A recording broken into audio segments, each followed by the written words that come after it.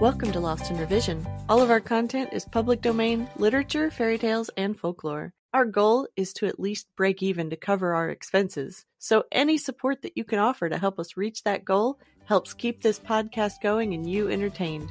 All of our music is by Nathan Hubble and is used with his permission. Thanks, and enjoy the show. Hey everyone! Welcome to Lost in Revision, brought to you by Coffee and Spite. I'm here as always with two of my favorite humans, Angel and Polly. How are you today, Angel? Well, I just barely survived teaching middle school the week of Halloween and a full moon.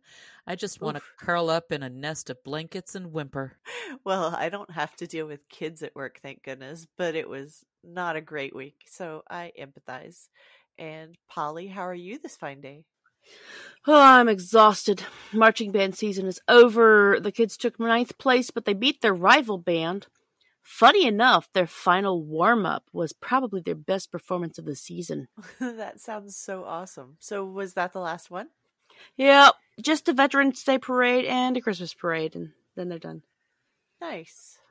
So let's get into it. Angel, why don't you tell us a little bit about the history and the culture of this story? Well, for this story, I have broken with Lost in Revision tradition. This is not a story I loved or even heard of as a child. For the past few episodes, Nat, you have been so sad over the lack of dismemberment that I went searching for something to hopefully satisfy your cravings for a bit more gore. I found several excellent candidates and will be working my way through them for my episodes this season, saving what promises to be the darkest for the last. Aw, I knew you loved me. Explore the darkness. You've always been a bad influence on me. You shame me with your forward planning and organization, almost like you're a teacher with some kind of lesson plan.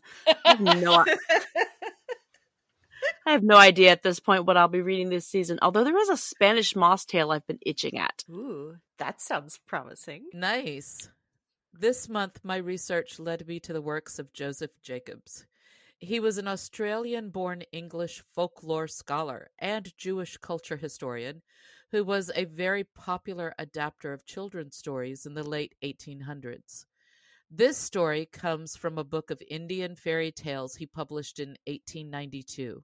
Indian as in India, not Native American.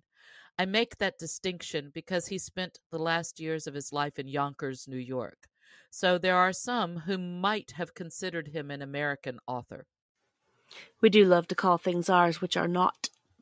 Well, melting pot and all, you know. In his foreword to the collection of tales, Jacobs puts forth the argument that India is the true home of the fairy tale. Yep. Nearly all the versions of this that I read were from South Asia, but I'll discuss that after the reading in the favorite versions bit. He claimed that many European stories sound so familiar because the original versions were first brought back by Crusaders, Mongol missionaries, Gypsies, and Jews. He gives an interesting list of famous works from the Middle Ages and Elizabethan drama that show influence from India. He even makes the claim that the slave and storyteller from ancient Greece, Aesop, was telling stories influenced by tales from India. Small pause. We know we don't call them gypsies anymore, right? Yes, I have heard that. So, what is the preferred term to use when referring to the cultural influence they have had historically? I think it's Roma, but let me go ask the interwebs. The interwebs agrees that Roma is the term for Romani people as a whole. I hate to accidentally offend someone. Offending should be done on purpose only. Truth. So, after reading what to me was a disturbing number of dismemberment stories, I decided to read The Son of Seven Queens today.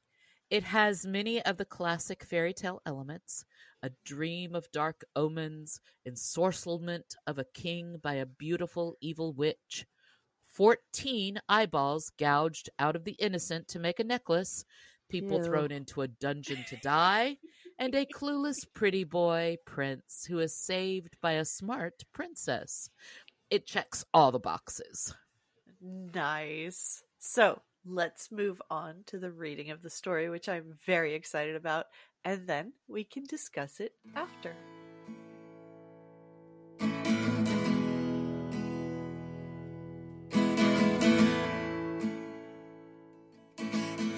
The Son of Seven Queens. Once upon a time, there lived a king who had 7 queens, but no children. This was a great grief to him, especially when he remembered that on his death there would be no heir to inherit the kingdom. Now it happened one day that a poor old fakir came to the king and said, "Your prayers are heard, your desire shall be accomplished, and one of your 7 queens shall bear a son." The king's delight at this promise knew no bounds, and he gave orders for appropriate festivities to be prepared against the coming event throughout the length and breadth of the land. Meanwhile, the 7 queens lived luxuriously in a splendid palace, attended by hundreds of female slaves and fed to their heart's content on sweetmeats and confectionery. Now, the king was very fond of hunting, and one day before he started, the 7 queens sent him a message saying, "May it please our dearest lord not to hunt towards the north today, for we have dreamt bad dreams and fear lest evil should befall you."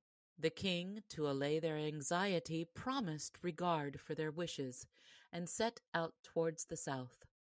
But, as luck would have it, although he hunted diligently, he found no game. Nor had he more success to the east or west, so that, being a keen sportsman and determined not to go home empty-handed, he forgot all about his promise and turned to the north. Here also he was at first unsuccessful, but just as he had made up his mind to give up for that day, a white hind with golden horns and silver hoofs flashed past him into a thicket. So quickly did it pass that he scarcely saw it. Nevertheless, a burning desire to capture and possess the beautiful strange creature filled his breast. He instantly ordered his attendants to form a ring around the thicket, and so encircle the hind. Then, gradually narrowing the circle, he pressed forward till he could distinctly see the white hind panting in the midst. Nearer and nearer he advanced, till, just as he thought to lay hold of the beautiful strange creature, it gave one mighty bound, leapt clean over the king's head, and fled towards the mountains. Forgetful of all else, the king, setting spurs to his horse, followed at full speed. On and on he galloped, leaving his retinue far behind, keeping the white hind in view, never drawing bridle, until, finding himself in a narrow ravine with no outlet, he reined in his steed. Before him stood a miserable hovel, into which, being tired after his long, unsuccessful chase, he entered to ask for a drink of water. An old woman, seated in the hut at a spinning wheel, answered his request by calling to her daughter, and immediately from an inner room came a maiden so lovely and charming, so white-skinned and golden-haired, that the king was transfixed by astonishment at seeing so beautiful a sight in the wretched hovel. She held the vessel of water to the king's lips, and as he drank he looked into her eyes, and then it became clear to him that the girl was no other than the white hind with the golden horns and silver feet he had chased so far. Her beauty bewitched him, so he fell on his knees, begging her to return with him as his bride. But she only laughed, saying 7 queens were quite enough even for a king to manage. However, when he would take no refusal, but implored her to have pity on him, promising her everything she could desire, she replied, "Give me the eyes of your 7 queens, and then perhaps I may believe you mean what you say." The king was so carried away by the glamour of the white hind's magical beauty that he went home at once, had the eyes of his 7 queens taken out, and, after throwing the poor blind creatures into a noisome dungeon whence they could not escape, set off once more for the hovel in the ravine, bearing with him his horrible offering. But the white hind only laughed cruelly when she saw the 14 eyes, and, threading them as a necklace, flung it around her mother's neck, saying, "Wear that, little mother, as a keepsake whilst I am away in the king's palace." Then she went back with the bewitched monarch as his bride, and he gave her the 7 queens rich clothes and jewels to wear, the 7 queens' palace to live in, and the 7 queens' slaves to wait upon her, so that she really had everything even a witch could desire. Now, very soon after the 7 wretched, hapless queens had their eyes torn out and were cast into prison, a baby was born to the youngest of the queens. It was a handsome boy, but the other queens were very jealous that the youngest amongst them should be so fortunate. But though at first they disliked the handsome little boy, he soon proved to be so useful to them that ere long they all looked on him as their son. Almost as soon as he could walk about, he began scraping at the mud of their dungeon, and in an incredibly short space of time had made a hole big enough for him to crawl through. Through this he disappeared, returning in an hour or so, laden with sweetmeats, which he divided equally amongst the 7 blind queens. As he grew older, he enlarged the hole and slipped out 2 or 3 times every day to play with the little nobles in the town. No one knew who the tiny boy was, but everybody liked him, and he was so full of funny tricks and antics, so merry and bright, that he was sure to be rewarded by some girdle cakes, a handful of parched grain, or some sweetmeats. All these things he brought home to his 7 mothers, as he loved to call the 7 blind queens, who by his help lived on in their dungeon when all the world thought they had starved to death ages before. At last, when he was quite a big lad, he one day took his bow and arrow and went out to seek for game. Coming by chance past the palace where the white hind lived in wicked splendor and magnificence, he saw some pigeons fluttering around the white marble turrets, and, taking good aim, shot one dead. It came tumbling past the very window where the white queen was sitting. She rose to see what was the matter and looked out. At the first glance of the handsome young lad standing there, bow in hand, she knew by witchcraft that it was the king's son. She nearly died of envy and spite, determining to destroy the lad without delay. Therefore, sending a servant to bring him to her presence, she asked him if he would sell her the pigeon he had just shot. "No," replied the sturdy lad, "the pigeon is for my 7 blind mothers, who live in the noisome dungeon, and who would die if I did not bring them food." "Poor souls!" cried the cunning white witch. "Would you not like to bring them their eyes again? Give me the pigeon, my dear, and I faithfully promise to show you where to find them." Hearing this, the lad was delighted beyond measure, and gave up the pigeon at once. Whereupon the white queen told him to seek her mother without delay, and ask for the eyes which she wore as a necklace. "She will not fail to give them," said the cruel queen, "if you show her this token on which I have written what I want done." So saying, she gave the lad a piece of broken potsherd, with these words inscribed on it: "Kill the bear at once, and sprinkle his blood like water." Now, as the son of the 7 queens could not read, he took the fatal message cheerfully, and set off to find the White Queen's mother. Whilst he was journeying, he passed through a town where every one of the inhabitants looked so sad that he could not help asking what was the matter. They told him it was because the king's only daughter refused to marry, so when her father died, there would be no heir to the throne. They greatly feared she must be out of her mind, for though every good-looking young man in the kingdom had been shown to her, she declared she would only marry one who was the son of 7 mothers. And who had ever heard of such a thing? The king, in despair, had ordered every man who entered the city gates to be led before the princess. So much to the lad's impatience, for he was in an immense hurry to find his mother's eyes, he was dragged to the presence chamber. No sooner did the princess catch sight of him than she blushed, and turning to the king said, "Dear father, this is my choice." Never were such rejoicing as those few words produced.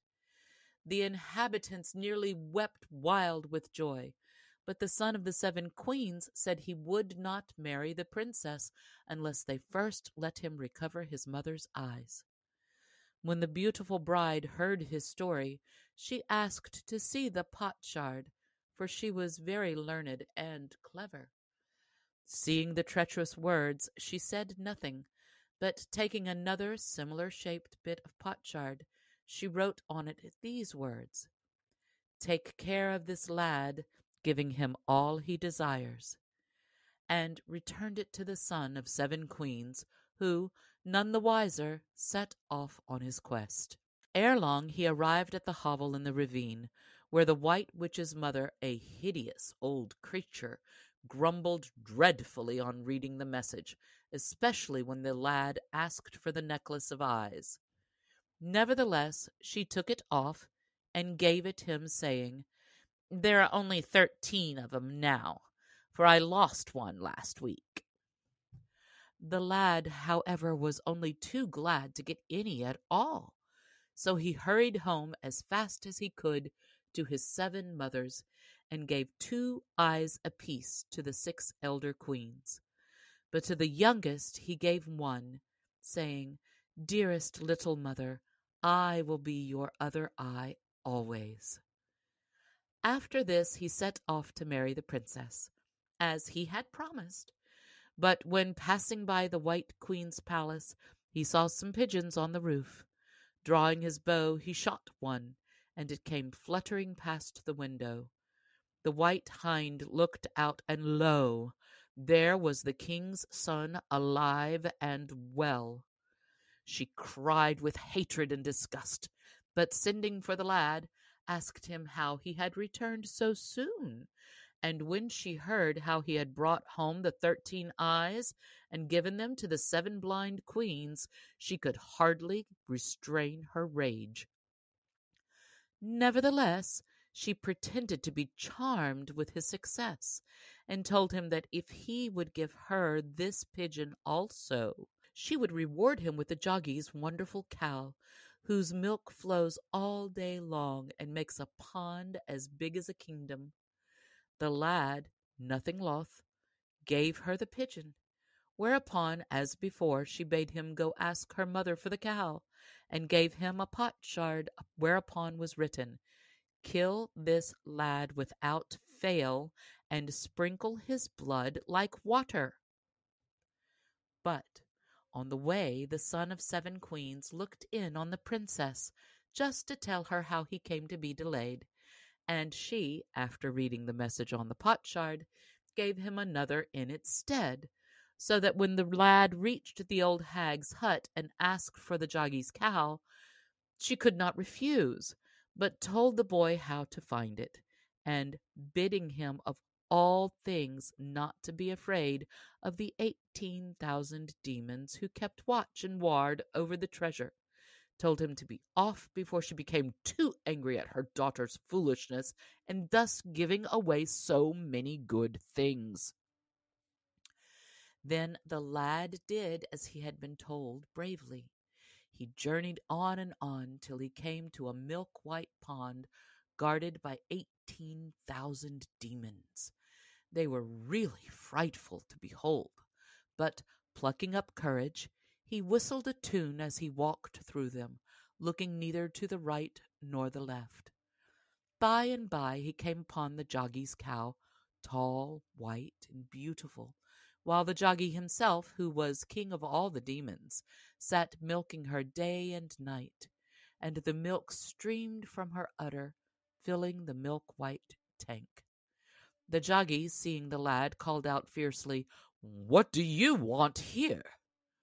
Then the lad answered, according to the old hag's bidding, "I want your skin, for King Indra is making a new kettle drum, and says your skin is nice and tough."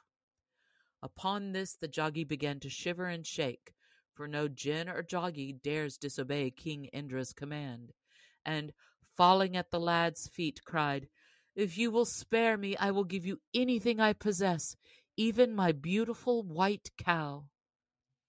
To this the son of 7 queens, after a little pretended hesitation, agreed, saying that after all it would not be difficult to find a nice tough skin like the Joggy's elsewhere. So, driving the wonderful cow before him, he set off homewards.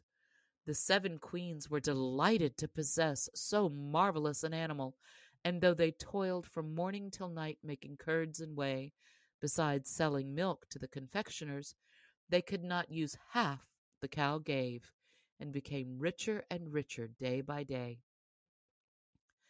Seeing them so comfortably off, the son of 7 queens started with a light heart to marry the princess.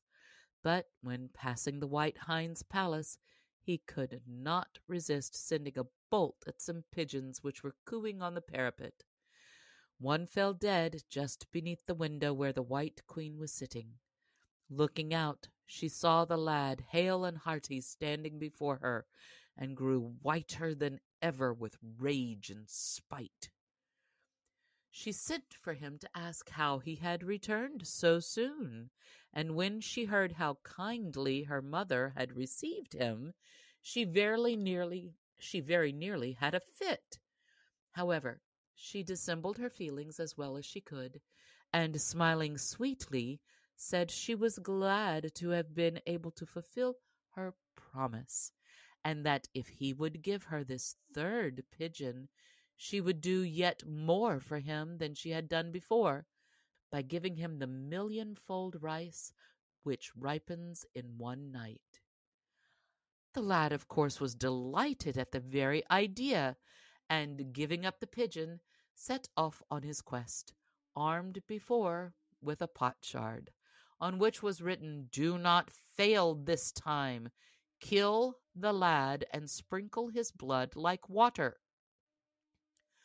But when he looked in on his princess, just to prevent her becoming anxious about him, she asked to see the potsherd as usual, and substituted another, on which was written, "Yet again give this lad all he requires, for his blood shall be as your blood." Now, when the old hag saw this, and heard how the lad wanted the 1,000,000-fold rice which ripens in a single night, she fell into the most furious rage, but being terribly afraid of her daughter, she controlled herself, and bade the boy to go and find the field guarded by 18 millions of demons, warning him on no account to look back after having plucked the tallest spike of rice, which grew in the center. So the son of 7 queens set off, and soon came to the field where, guarded by 18 millions of demons, the 1,000,000-fold rice grew. He walked on bravely, looking neither to the right nor left, till he reached the center and plucked the tallest ear. But as he turned homewards, 1,000 sweet voices rose behind him, crying in tenderest accents, "Pluck me too! Oh, please pluck me too!" He looked back, and lo, there was nothing left of him but a little heap of ashes.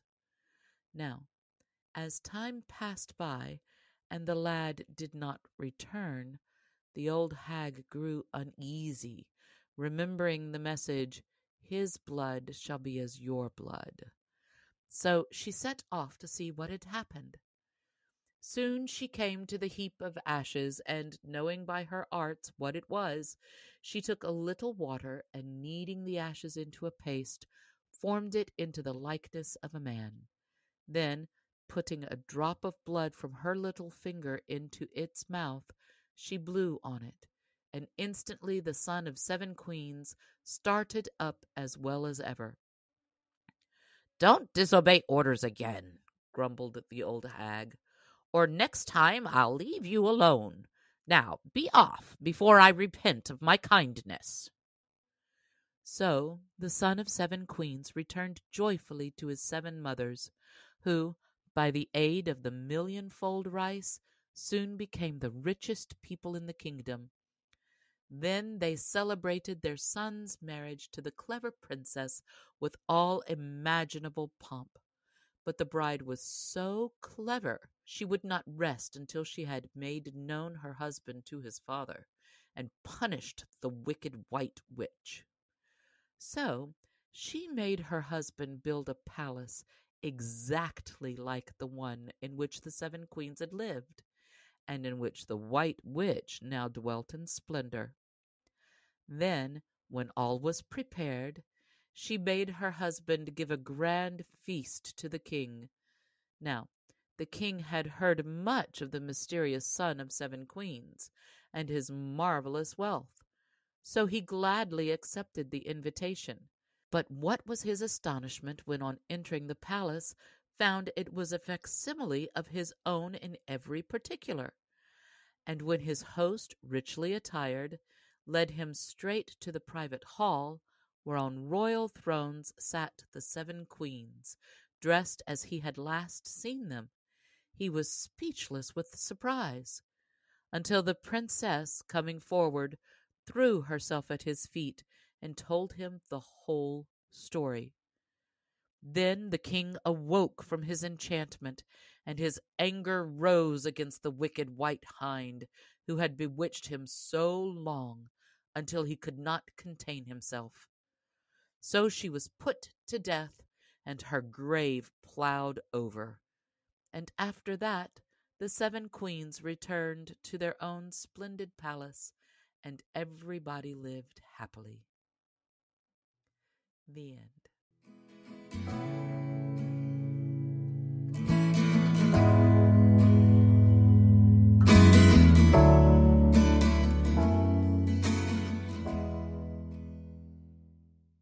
And we're back. So, what is your favorite part or version? I had trouble finding the full text, but there's a version from Latin America that I wanted very much to read the rest of. Oh, yes. I think I know the one that you're talking about. And I missed like the middle chunk of it, and I went looking, so I ended up reading like 5 or 6 different versions of this story. It was great. With this story, I was pleasantly surprised when a princess who was foolish enough to see some strange pretty boy walking through town and suddenly go, "Him, I choose him, father," without knowing anything about him, turned out to be so clever. It makes me wonder just how awful all of the men in her kingdom must have been. They were probably all just boring princes and noble fools. Well, she specifically says that she's only going to marry a man raised by 7 mothers, and that isn't very common unless you live in Utah. Well, now. But she picks him out before she knows anything about his history. I just thought that was her way of saying, I am never going to get married. Well, if it's meant to be, it'll be. Maybe, like his 7 mothers, she had a touch of the sight. The clever princess might be my favorite character. She's like, forget all these evil witches. They're not taking my man from me. Right? She was like, no worries. I have endless shards to write on. Like, what kind of system was that anyway? Like, if I send a message on a pot shard, it's me? That's the code? Like, is it from a specific pot that's recognizable only to those two? I mean, the lack of detail and the ease of forgery is very distracting to my brain. I'm imagining the enchantress telling her mother, you'll know it's me because I'll send the note on broken pottery. It's just so random and unexplained. Though I do wonder if the princess eventually began to regret her decision after the 3rd time she had to save him from being a naive dimwit and walking into the trap with a note that basically says, "Kill me, please." She was bored and clever, and he was her pet project. That does sound oddly familiar.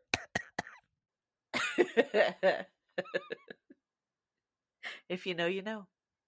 Hey, wait. She never did tell him that they said that, so he didn't know the other times. Yeah, he didn't. Partially her fault. I'm gonna go with that. Bored, clever people love having amusing idiots to fix. Well, but he was ignorant, not stupid. 2 completely different things. Yeah, the ignorant ones are more fun to fix. Because they're just not built yet instead of being broken. You can't fix stupid. It's a waste of time. Yeah, ignorance at least is fixable. True, thank God. You know, I was a bit upset when it was the woman who actually gave birth to him that he gave only one eye. As a mom, I was a bit offended by that. No, because he loved her best as his favorite mother, so he gave her his 2 good eyes and her 1 eye and said, I will be your eyes for you. The rest were just, you're on your own with your 2 eyes. You know, you just made that sound like he took his eyes out of his head and put 3 eyes in her head. That would be a little crowded. That would be a little crowded.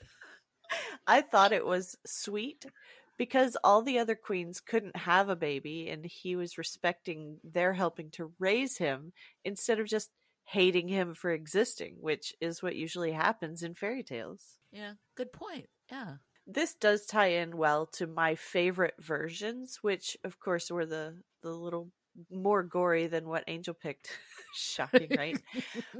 And it's the one where all the barren queens, ones, multiple, like at least 3, they ended up pregnant in prison or exile, and they all ended up eating their babies except for the youngest. And in one of the stories, she even saved the parts of the others' babies to give to them when hers was born to try and fool them, but they realized the baby bits were too dry to be a nice succulent newborn. Ew! And then they ended up helping to nurse him anyway when his mom put her foot down and said, I'm not eating my baby. Or y'all aren't eating my baby either. And they're all freaking pregnant in all the stories. Like, how long did this king wait before declaring them barren? I'm thinking it was easy for them to get pregnant once they weren't under lock and key where the king was the only one they ever saw. Hint, hint. King had a swimmer's issue. Oh yes, the being locked up with only female attendants always works out so well in all of these stories and history. In the one version, he got bored with them after the first month. So, honeymoon's over. Bam, I'm done with you. Time enough to get pregnant, though. Not enough time if he had slow swimmers. It only takes one little tadpole. Yeah. And then he'd just dispose of them before he even knew, which brings me to a question. And I'm going to dig in and talk about my least favorite part of these versions also. And should we make that a segment? Well, there's always stuff we don't like when the science is disregarded completely. Sure. Goodness knows we spend enough time talking about what we didn't like when we aren't recording. So true. The things you missed. Right? That's Patreon material. So, first ever least favorite portion. So mine was the animal link versions of the story where the big bad was always linked to an animal and the hero kid breaks the poor bird's wings and legs and then the neck. Like, cover your ear holes, Nugs. So sorry. At least in the pig version, it gave a clean death, which just killed the evil queen when he dashed the poor pig on the ground. But the bird ones really, they got under, they ruffled my feathers, I could say. Nah, that is touching on some malevolent voodoo gree there. Yeah. So, what was your least favorite part or version in our new segment here? You know, I'm kind of glad I didn't read the version with breaking birds' wings. It was bad enough for me with all of the eyes being gouged out. As someone who had eye surgery as a small child, I've always been very sensitive about eyes. I know it was necessary to have a story, but I was somewhat angry over the king doing the whole, I must have the beautiful woman at all costs trope. I mean, all of these tales have beauty as the best part of womanhood, unless you're a hag in the woods. I think it shows that humans have grown as a species, that it bothers us now where it didn't before, to see animals treated as disposable things rather than living beings. Right? And these were children's tales. Well, yeah, for frightening children. But, we have gore porn horror movies and Freddy Krueger and all that now. Nothing has changed.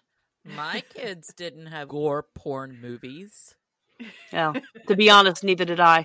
My parents didn't let me watch that stuff. I only knew about Freddy because some spiteful little girl locked me in her bedroom and told me the whole story to try to frighten me. But I was like, yeah, whatever. You know I read fairy tales, right? Actually, we have been discovering that many of these weren't actually intended for children when they were written. They got adapted to be children's tales later. Well, at least one of the ones that I found were specifically in a book labeled Tales for Children, and I'm almost positive it was one of the ones where they ate the babies. Oh, goodness. Tales for torturing children you don't like, maybe. Tales for children you want to train to be soulless. Not the tales I would have chosen to read my babies before bed. For me, the endlessly producing cow was problematic. Like, she'd be a dried up, shriveled husk in no time. They'd need the millionfold rice just to feed the 24/7 cow, lest she starved to death from milk production. Yeah, anytime there is a magic animal involved, we know there is going to be some weird nature laws being broken. I can only assume magic kept the animal alive. Well, it is in there that someone had to be milking her constantly. Even the Seven Queens, once they got her. Having been a source of milk for 2 humans, I empathized with her so hard. I hope she had a high fat content, because they're going to need some lotions and balms for the poor cow's teats and for their hands. Back producing balm. Enough, right? Was she producing enough for a freaking lake? Truth. So I think that this ties into this month's Hag Corner, so let's go do that really quick.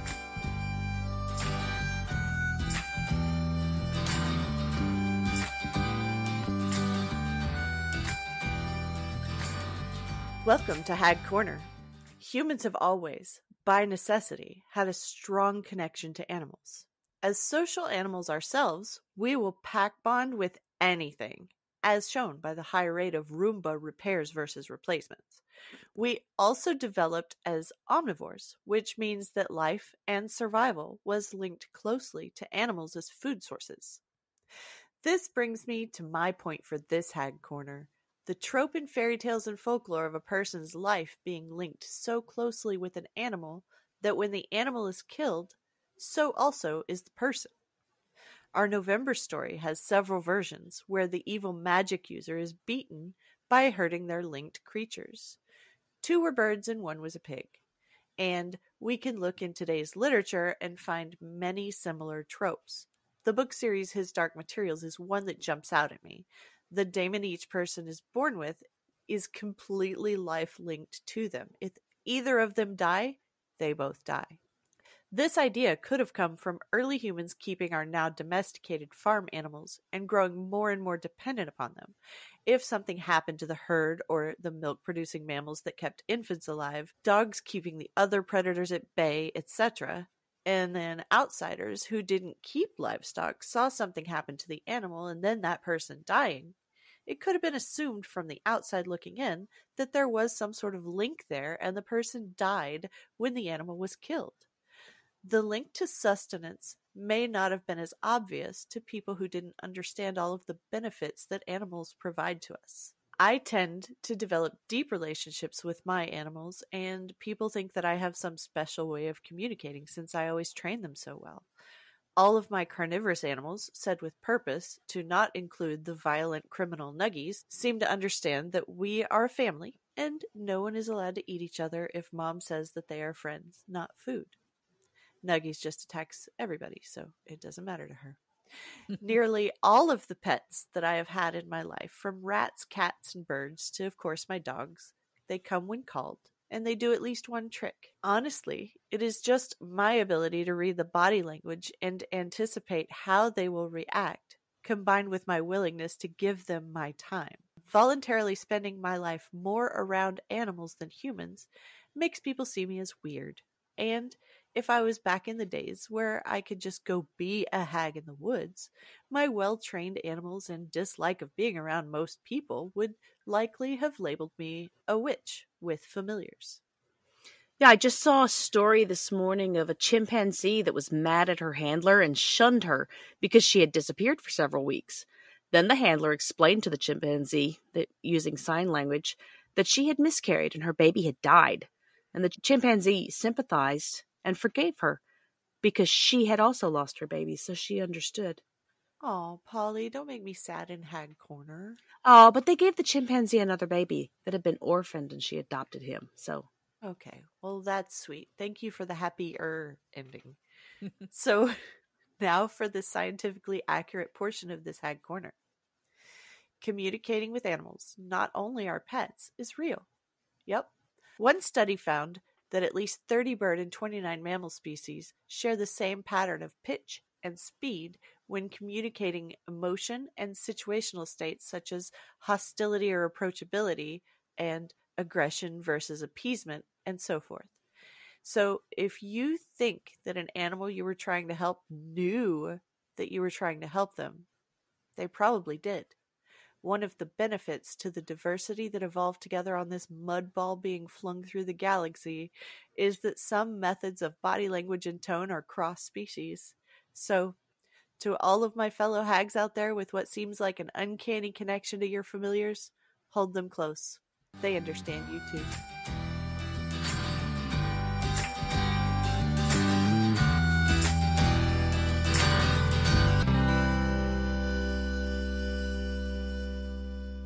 And once again, we are back from Hag Corner. So, what do y'all think were the original lessons of this story? You know, if your wives tell you not to hunt somewhere because bad things will happen, then don't flip and hunt there. Well, he tried, but then he got distracted and hyper-focused on the hunt, so he went north. Hunt, as in pretty female. Well, he never would have gone north if not for the hunt, and he would have never followed her home and been creepy if he had just listened to his wives to begin with. Yeah, he was just so determined not to fail that he disregarded safety warnings and proceeded recklessly. OSHA exists for a reason, and that reason is this. Yeah, the origin of hold my beer. Hold my hookah. I think this might have been a tale about the value in caring for others.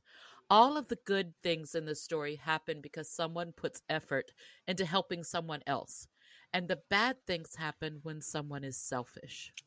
Oh, you mean like real life? Well, I'm struggling to find an actual lesson in this delightful tale of mayhem and misery, other than, dude, just leave the poor pigeons alone. I just really enjoyed it, Angel. Thank you.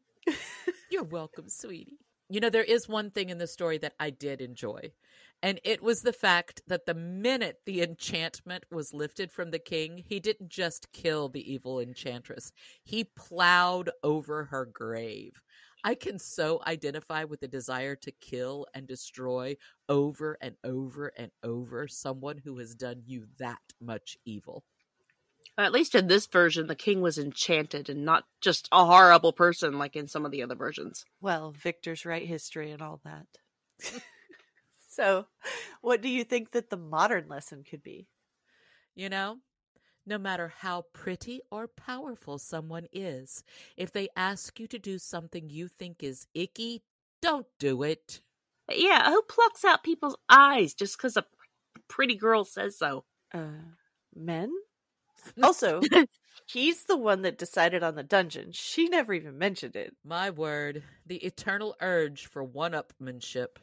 Don't ad-lib when ensorcelled. Yeah, that is truly not the time to be all, yes, and? No. My hot take, education is absolutely necessary. It can save your life. If that boy could read. Seriously, though. Yes. All right. My take is that sometimes people really are in a situation where raising a baby can harm their chances of survival. The mothers in the stories that I read that ate their babies were never judged for taking the biblical drought route, and they all worked together to support the mother who chose differently from them. Yeah, we need more of that. Support. Yes. More of support, not the eating of babies. Yeah. Support each other. I mean, hey, you do you. So in closing, what do you think happened after the story? I think that the poor cow was finally allowed to retire into a nice field of wildflowers. Yeah, maybe she got a magic milking machine like they have in Wisconsin on the big dairy farms, and the cows go in and they get a wash and a massage and plug themselves in whenever they want. No. Her milk was allowed to dry up. She lived her final years just happily chewing her cud and never being bothered by humans, except when they bring her the occasional salt lick treat. Now that is the life. Bird. I bet the clever princess invested in some tutors for her poor, naive, uneducated husband, got him an expensive education, and got his 7 rich mothers to pay for it. Sweet. I love that for her. He was described as having a quick mind, so I'm sure their conversations were the best. Conversations with young, eager learners are so invigorating. I think 8-year-olds ask the best questions. I mean, he was older, but probably stunted, so kind of like an 8-year-old. Educationally, yeah. I'm not typically a fan of spending too much time around 8-year-olds, but their questions are pretty good. So, once again, in this story, the rich, powerful man has no consequences. So, I'm going to take the opportunity to add some. The wives, who he locked up and forgot, made his life hell in all of the most mundane and passive-aggressive ways possible. They had the money to hire all their own staff, and he never had a comfortable bed, bath, or chair again. There were small rocks sewn into the lining of every shoe. Every favorite outfit got a stain before it could even be worn, and had the most uncomfortable material in every single tight collar. Something small and benign like crickets or dripping water always woke him multiple times a night, and they just got to watch him slowly fade into these tiny torments. Yes, I love a happily ever after. in their lovely palace built for them by their clever daughter-in-law. Yeah, and I didn't understand why they moved back with the king until I thought of all the opportunities for small revenge. It was much easier to torment him if they're right there. Right? Also, the satisfaction of taking back what had been stolen from them. That is so true. All right. I think that wraps us up.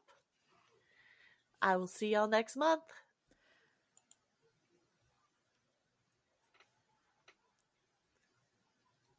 Thanks for joining us today. Check us out on Patreon. You can help us meet our small goal of breaking even and covering our expenses. Your support helps pay for all of the things that podcasting requires and helps keep this show alive and growing. If you can't afford to support us financially, go give us a good review, subscribe or follow, and share with your friends and family. Feel free to fact check us and offer suggestions to make our show better for you. You can also send us an email at lostinrevisionpodcast@gmail.com. There's a lot more waiting for us all at the end of